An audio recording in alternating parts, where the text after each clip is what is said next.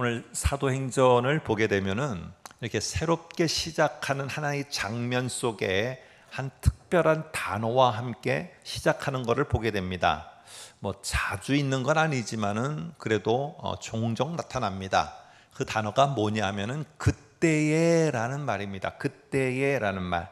그래서 이 말이 나오면은 지금 12장에서 펼쳐지는 이 사건은 지금 어떠한 상황 가운데서 이 사건이 펼쳐지게 됐다라는 것을 우리들에게 알려주고, 그래서 앞에 어떤 일이 벌어졌는가 역시도 먼저 잘 숙지를 해야지만 12장에서 말하고자 하는 의미를 제대로 파악하고 우리가 메시지를 찾을 수가 있습니다.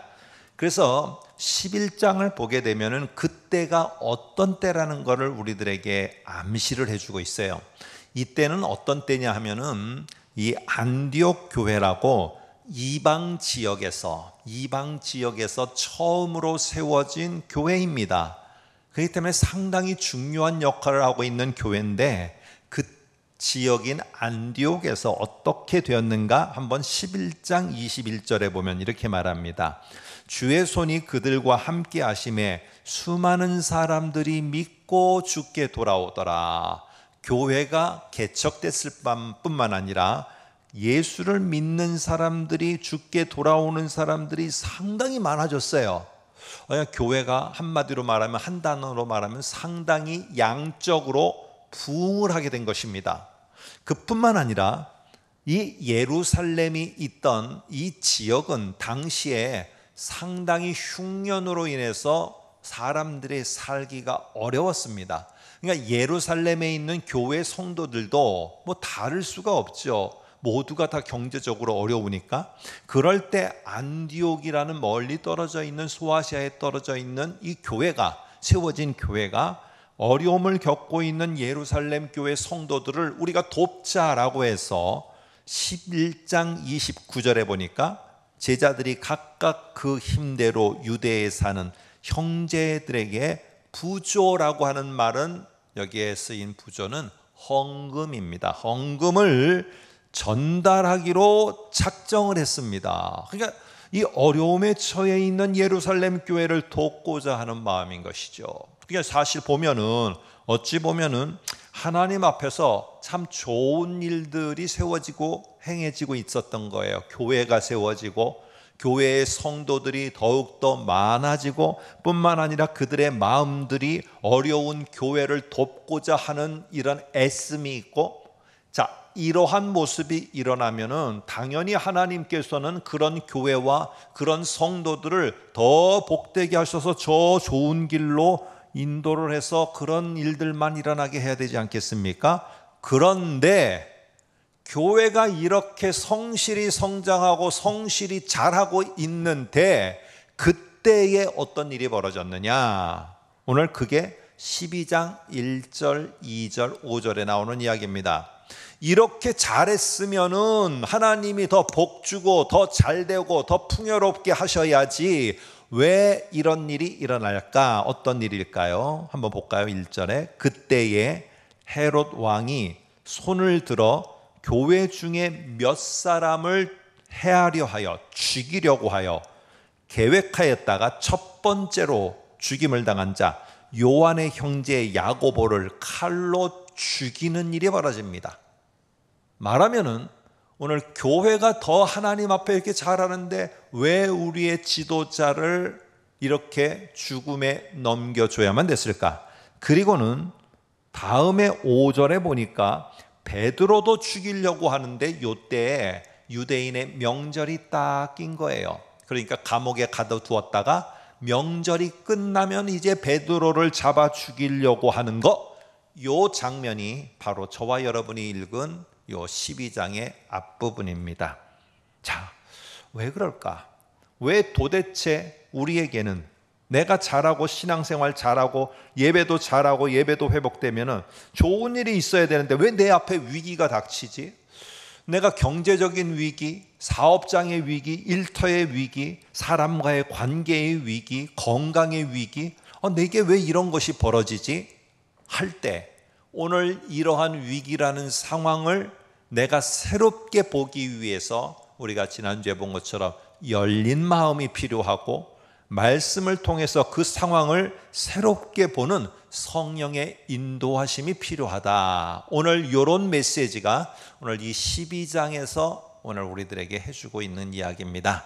한번 좀 더 이제 구체적으로 살펴보려고 하는데요. 여기에 등장하는 사람이 1절에 헤롯 왕입니다. 이 헤롯 왕은 아마 예수님 시대에 있었던 그 헤롯, 그러니까 예수님이 태어날 때쯤 있었던 그 헤롯, 그때쯤에 아마 손잡벌쯤 되는 헤롯일 거예요. 이름은 똑같으니까. 근데 이 헤롯은 어느 족속 사람이냐면은 우리가 아는 것처럼 야곱과 에서, 그러니까 에서에 쭉 나오는, 그래서 에돔 족속의 사람입니다. 그러니까 이 사람은 유대인들이 볼 때는, 나중에 볼 때는 이 사람은 이방 사람인 거예요. 이 사람은 유대라는 나라를, 이 예루살렘을, 이스라엘을 통치할 왕이 될 수가 없어요. 이스라엘은 유대인들 속에서 나온 왕이어야지만 왕으로 인정하는 거거든요. 근데 지금 이 사람은 이방인인데 유대 지역을 통치하는 왕이 된 거예요. 어떻게 그렇게 됐을까? 이런 왕을 가리켜서 우리는 분봉 왕이라고 말을 해요. 로마 제국이 그 점령한 지역에 그 한 지역을 할당해서 이 지역을 통치하는 사람을 로마 황제가 보냈어요. 근데 그렇게 보냄을 받아 통치하는 사람을 총독이라고 그래요. 총독이라고. 근데 이 총독이 다스리지 않는 지역이 있어요. 그런 지역은 누가 통치하느냐? 바로 황제가 신임하고 충성을 맹세하고 복종을 맹세한 가문, 이 사람들을 거기에 통치자로 보내요. 이 사람이 누구냐 하면은 바로 헤롯 가문이에요. 이래서 이 사람은 이방인이지만 유대인들을 통치하고 있었어요. 이스라엘 사람들은. 그러니까 이방 사람이 우리를 통치하는데 이게 환영할 사람이 어디 있어요? 일제가 우리를 통치하겠다고 하는데 그냥 있어요? 그냥 있지 않죠. 당연히 반기를 들고 이 헤롯을 배척하고 하는 겁니다. 그러자 이 헤롯 왕은 어떻게 해서든지 이 유대인들한테 이 환심을 사고 싶은 거예요. 그래서 유대교가 가르치는 율법도 철저하게 지켰습니다. 뿐만 아니라 이 머릿속에서 생각하는 정치적인 방법이 뭐냐? 이 유대교인들이 싫어하는 게 기독교인들이에요.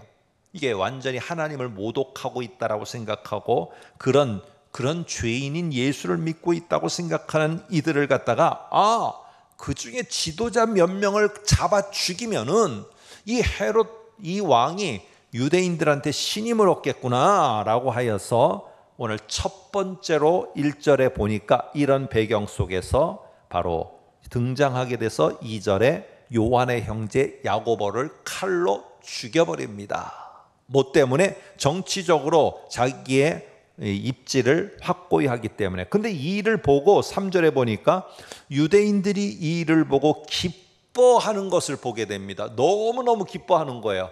와, 이러니까 지금 이 헤롯이 정치적으로 지지도가 올라갑니다. 몇 프로 올라가고 좋아합니다. 그러니까 잘됐다. 이참에 또 한 명을 죽이자 해서 다음으로 선택한 자가 누구냐? 베드로입니다. 근데 베드로를 죽이려고 하니까 하필 무교절이라는 이 유대인들의 명절이 딱 낀 거예요. 그러니까 이때 하면은 이거는 괜히 반감만 살 것 같으니까 일단 감옥에 가두어 놓고, 그리고는 어떻게 하느냐? 그 다음에 명절이 끝난 다음에 죽이려고 하고 있는 상태. 요게 바로 12장입니다. 왜 교회는 이렇게 성장해 나아가는데 위기가 닥쳐오게 됐을까 하는 것이죠. 이게 예루살렘에서 유다로 넘어가고 유대에서 사마리아로 넘어가고 이방 땅으로 하나님의 복음이 점점 넓혀져 가는 이런 확장되어지는 상황에 보면은, 근데 꼭 길목에는 뭐가 기다리고 있느냐? 요런 게 기다리고 있어요. 스데반의 순교, 예루살렘 교회가 박해를 받아 교회가 공중분해됨, 재판을 받음, 사람들이 갈등이 생김, 낯선 땅으로다가 몰려감, 이러한 이상한 위기들이 그 앞에 직면한 거예요, 하는 거예요. 그럴 때 오늘 사도행전은 말합니다. 열린 마음으로 하나님의 말씀에 근거해서 그 위기를 잘 보면은 지금 저희들이 일반적으로 말하고 있는 위기는 위험한 면만 있는 게 아니라 그 속에는 하나님의 새로운 기회도 있다. 그래서 그 위기 속에서 하나님이 뭘 새롭게 하시는지를 보고 그러한 하나님의 새롭게 일하심을 너희들이 잘 발견하면은 그게 너희들에게는 오히려 새로운 시작이 될 수 있고 새로운 전진이 될 수 있고 새로운 길이 될 수 있다라는 것을 지금 오늘 12장에서 말하고 있다는 것이죠. 여러분, 아무리 순교가 있고 위기가 있고 어려움이 있어도 그것이 하나님의 계획을 무너뜨릴 것 같이 보이지만 절대로 무너지지 않습니다. 그 위기 속에서도 잘 보면은 하나님은 새로운 것을 계획하고 새로운 길을 열어가고 새롭게 행차하고 있는 것을 오늘 사도행전은 보여주고 있어요. 그래서 성령은요, 우리의 눈을 열어 성령이 이렇게 인도하고 있다는 걸 좀 알라는 거예요. 한번 대표적인 예를 하나만 딱 볼까요? 7장에 보면은 스데반이 죽습니다. 순교를 당해요. 8장에 보게 되면은 8장에서는 예루살렘 교회가 박해를 받아 공중분해가 되어집니다. 거의 사도만 빼고. 그런데 이게 볼 때는 교회가 망하는 것처럼 보이고 하나님의 계획이 무너지는 것처럼 보여요. 그런데 실제로 그런 일은 어떤 결과를 가져왔느냐? 11장 19, 20절을 보면은 이렇게 말합니다. 여기에도 그때에라는 말이 나와요. 근데 이 그때라는 말은 앞에 볼 필요가 없어요. 왜냐하면은 다음에 그때가 어떤 때인가를 말해주니까. 스데반의 일로 일어난 환란으로 말미암아 예루살렘 교회 성도들이 흩어지게 된 그때예요. 완전히 다 흩어져 버렸어요. 그런데 그때 어떻게 됐느냐? 모든 자들이 흩어지는 그 속에서 원망하고 불평하고 왜 이런 어려움이 있냐 이런 말을 하는 게 아니라 베니게와 구브로와 안디옥까지 이르러 유대인에게만 구원이 임하는 줄 알고 처음에는 유대인에게만 말씀을 전했어요. 그런데 나중에 헬라인 이방인에게도 말씀을 전하고 주 예수를 전파하는 일이 벌어져요. 결국에 이것 때문에 안디옥 교회가 세워지고 안디옥 교회가 세워져서 결국에는 세계 복음화의 전초 기지, 초석과 같은 역할을 하는 교회 안디옥 교회가 되어집니다. 결국에 보면은요, 스데반에 죽었던 일, 예루살렘 교회가 박해를 받았던 이 위기는 다른 한면으로 보면은 하나님이 안디옥 교회를 세워 안디옥 교회를 통해서 땅끝으로 복음을 더 확장하는 하나님의 새로운 일하심의 시작점이 되었다는 거예요. 그래서 우리는 단면만 보고 이것이 큰 일이다, 어렵다 이렇게 볼 것이 아니라 하나님의 새로운 어떤 일이 시작되는가 이거를 볼 수 있는 게 우리들의 열린 마음을 가진 자들의 모습입니다. 여러분, 우리 역시도 인생 여정에 걷다 보면은요, 위기에 직면하게 될 때가 많아요. 어떨 때는 갑자기 뜻하지 않게 건강에 이상이 오게 되고, 어떨 때는 사업에 어려움이 찾아오게 되고, 어떨 때는 사람의 관계 속에서 참 마음의 상처도 줬는지 받았는지 이럴 때도 있어요. 그럴 때 사람은 한편으로는 낙심도 하고 상처도 받고 한편으로는 실망도 하지만은 열린 마음으로 잘 보면은 그러한 위기는 나를 겸손하게 만듭니다. 겸손하게 만들어요. 나도 이렇게 안 되는구나. 나도 이렇게 부족하구나. 나도 이렇게 참 실수가 있는 자구나. 겸손하게 만들고요. 그러면은 그런 나를 성령께서는 말씀 앞으로 데려갑니다. 그리고는 말씀을 통해서 성령이 내 속에 함께하고 있음을 알게 되고 성령의 인도함을 받아 한 걸음 한 걸음 오늘도 하나님 숨쉬게 하셔서 오늘도 삽니다. 이렇게 살게 돼요. 그런데 이게 모든 인생의 포기가 아니라 그러는 순간에요, 갑자기 생각이 바뀌게 됩니다. 그러면서 하나님이 나에게 내 인생에 계획한 뜻은 이런 게 있었구나. 하나님이 내게 이 길을 한번 가보라고 하는데 전에는 이쪽 길은 내가 가보지도 않고 생각도 않고 하고 싶지도 않았던 일인데 갑자기 길이 열리게 되네. 그 길을 나는 안 해봤는데, 하지만은 그 길을 향해서 내가 한 걸음 한 걸음 한 걸음 순종하며 가게 합니다. 그럴 때 나중에 보면은, 세월이 지나서 보면은, 그때 내가 겪었던 위기는 지금 이 길에서 이렇게 가게끔 하고자 하는 하나님의 새로운 시작이었구나 라는 것을 우리는 알게 되어집니다. 여러분, 여기에 보면은 천사가 등장을 하는데요, 헤롯 왕은 베드로를 옥에 가두고 탈옥할 것을 염려했어요. 왜냐? 5장에서 베드로가 감옥에 갇혔는데 아주 잘 풀려났거든요, 천사의 도움으로. 이러니까 이번에도 또 도망가면은 이거 잡아 죽여야 되는데 안 되는데 하고 철통 수비를 합니다. 4절, 12장 4절에 보니까 군인 내식인 내 패에 맡겨 지키고, 우리가 이거를 다 어떻게 조직했는지는 잘 모르더라도 보면은 사중으로다가 지키고 있었다, 이 정도는 알 수 있을 것 같아요. 근데 이럴 수 있는 것이 무엇을 의미하느냐? 베드로는 절대로 이 위기를 벗어날 수도 없고, 이 문제에 갇혀서 베드로는 결국에 죽임을 당할 것이다, 이것이 바라보는 시선의 결론인 것처럼 우리에게 말해줍니다. 그런데 죽음을 앞둔 밤에 투옥 중인 베드로에게 주의 사자가 나타납니다. 그리고는 잠든 베드로를 깨워서 손과 발의 쇠사슬을 풀어줍니다. 자, 7절을 한번 보시면은 7절에 쇠사슬이 그 손에서 벗어지더라 그러면서, 자, 신을 신고 겉옷을 두르고 띠를 띠고 그리고 나를 따라오라 했더니 베드로가 천사의 말을 따라 뒤를 따르게 됩니다. 한번 10절을 볼까요? 이에 첫째와 둘째 파수를 지나 시내로 통한 쇠문에 이르니 문이 저절로 열리는지라 나와서 한 거리를 지나매 천사가 곧 떠나더라, 이렇게 말합니다. 여기서 우리는요, 이렇게 적용하고 싶을 겁니다. 내가 어떤 위기의 상황에 있을 때 하나님은 나에게 천사를 보내서, 나에게 성령을 보내서 나에게 함께 하시면서 오늘 7절의 말처럼 내 문제가 벗어졌더라, 하나님은 내 문제를 다 해결해 주시고, 그리고 여기에 천사도 보니까 그 베드로를 감옥에서 다 풀어준 다음에 와서는 풀어주고 떠나가 버렸어요.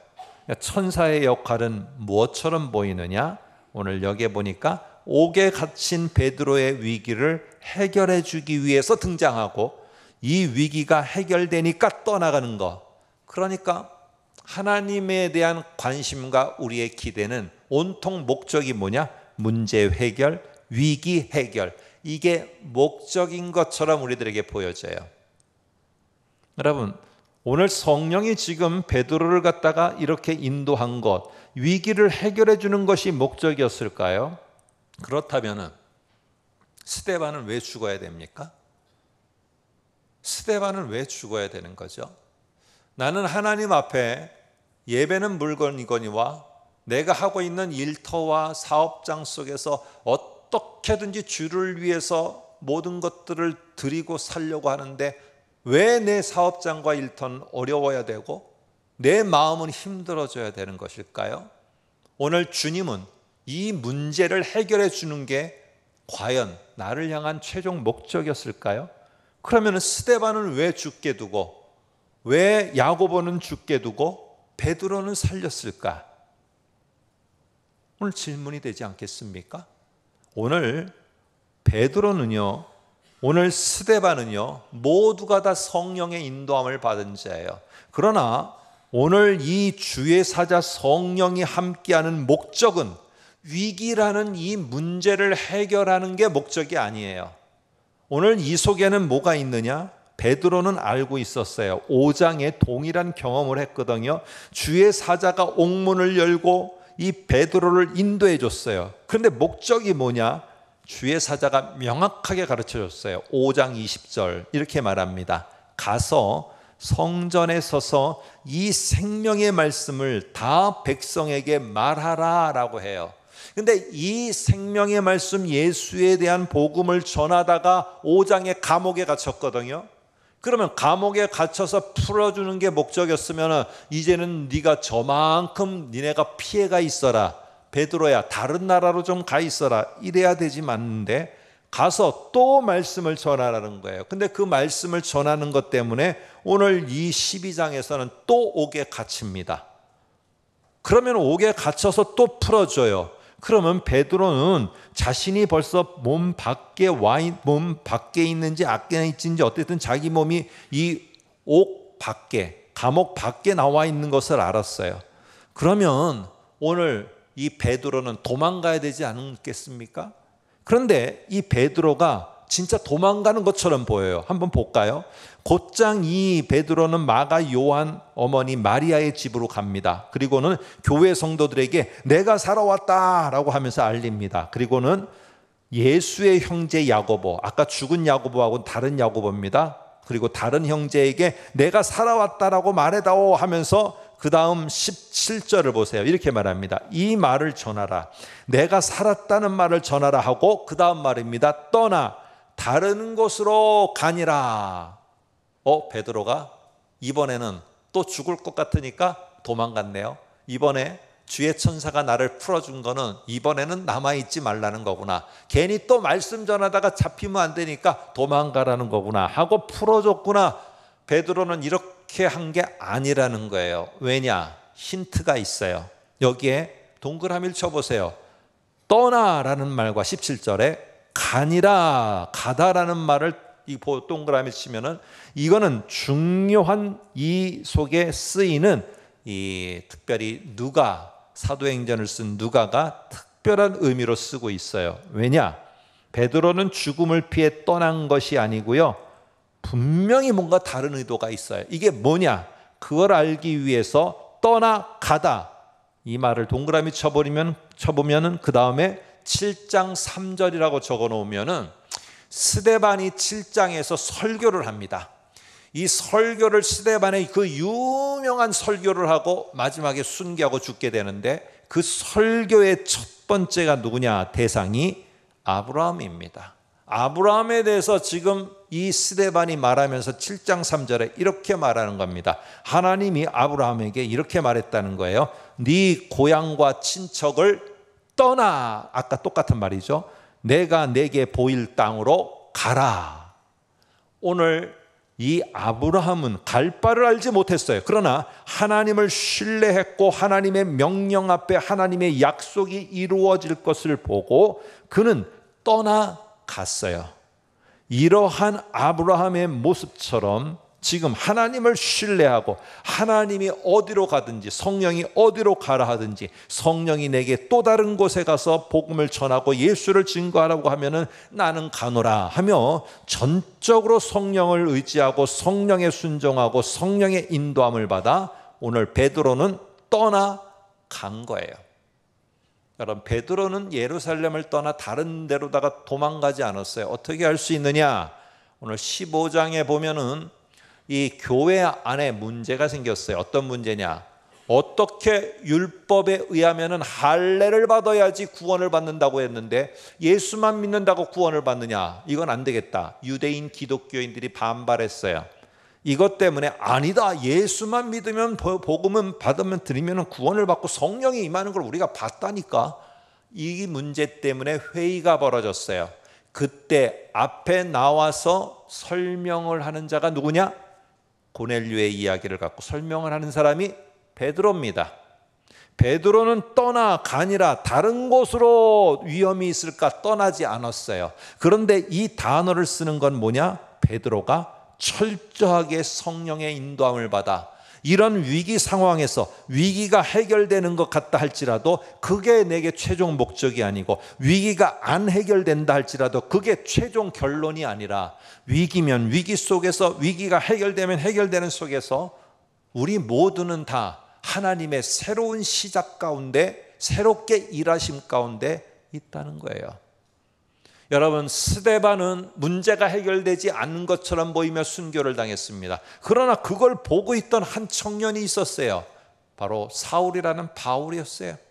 그가 변해서 엄청난 복음의 역사를 일어나고 그것을 보면서 예루살렘 교회들은요, 자기들도 꿋꿋하게 신앙을 지켰어요.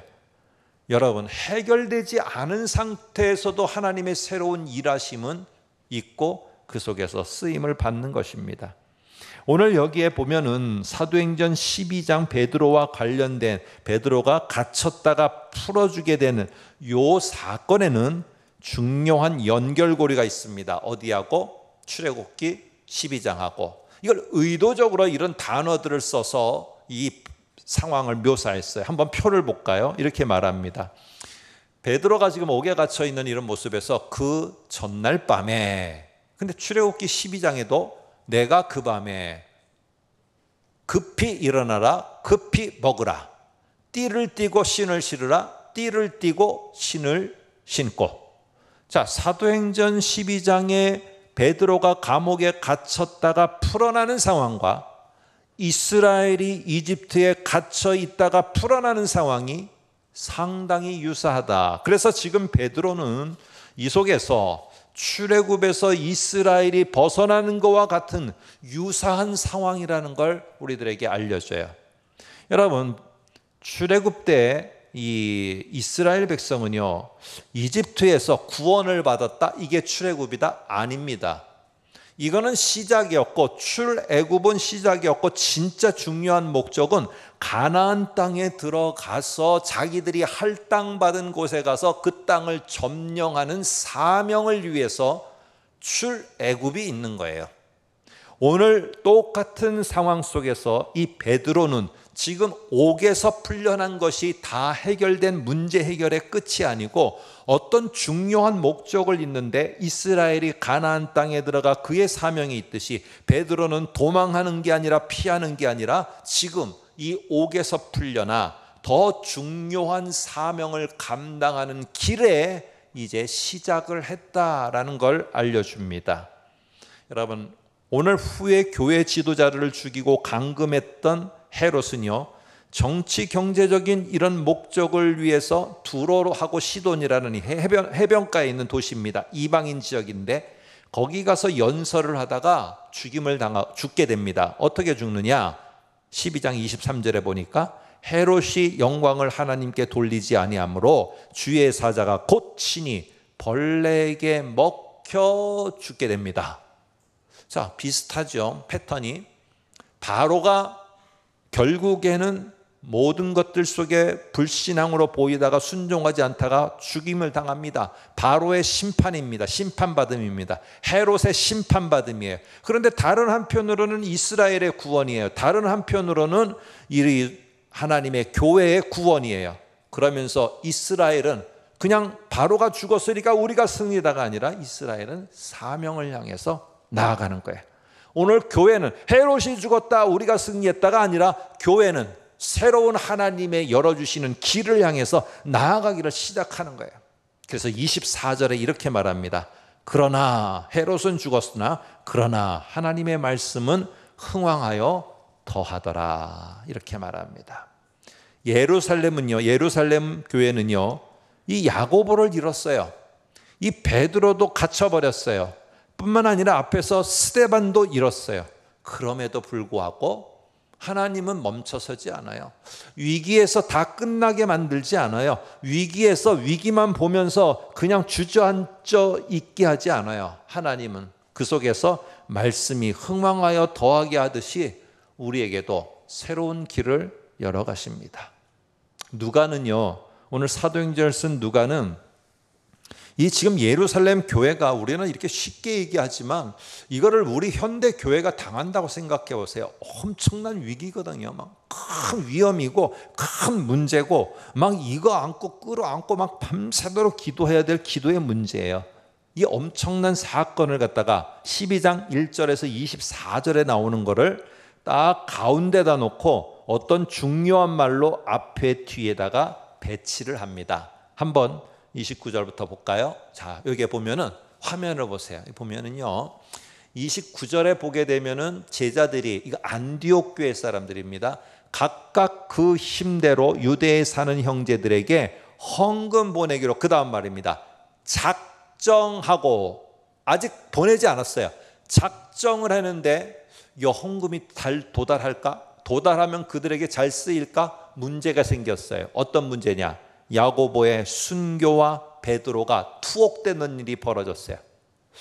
이러면은 이 교회가 문제가 되고 교회가 어려운데 이 계획이 진짜로 이렇게 이루어질까 했는데, 이런 투옥과 이런 죽음에도 불구하고 그 다음에 25절에 보면은 바나바와 사울이 헌금하는 일을, 그에게 잘 전달하는 일을 마치게 되어집니다.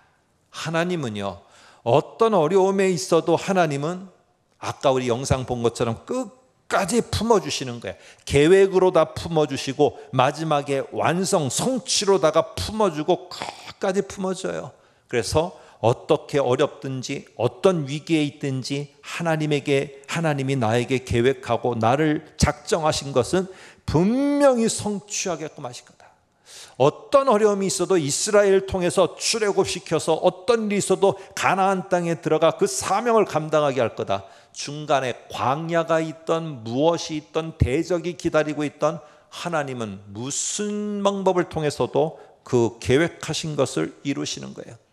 이게 열린 마음으로 내가 직면한 상황 속에서 하나님은 여기서 나를 끝내지 않고 심지어 이 위기조차도 하나님의 새로운 길을 열어가시는 시작으로 만드시는 분, 이게 하나님이라는 걸 보길 원하는 게 하나님의 마음입니다.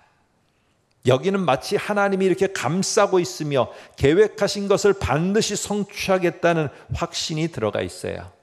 아무쪼록 우리가 살아가면서 위기를 만나지만 열린 마음으로 여전히 나를 끌어안고 있고 말씀으로 내 한계를 넘어서 역사하고 새로운 길을 열어가셔서 새로운 시작과 함께 내가 가야 될 곳을 보여주고 인도하시는 이 하나님이 나의 하나님이라는 확신을 갖고 이번 한 주간도 잘 살아내시기를 주의 이름으로 축복합니다.